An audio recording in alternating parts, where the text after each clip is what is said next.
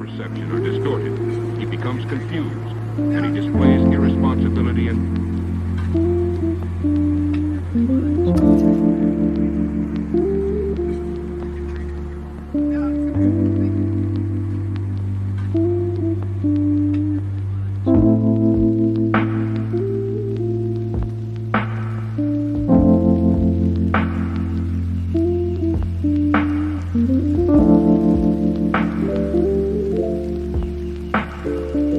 perceiving things that don't exist in objective reality.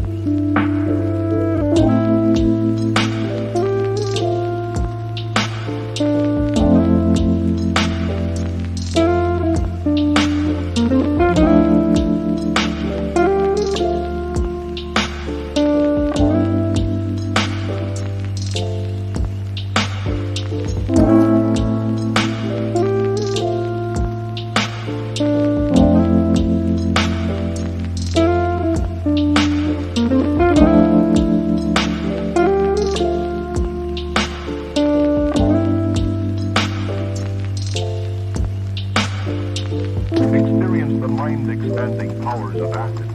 It's psychedelic, baby. That's what it's all.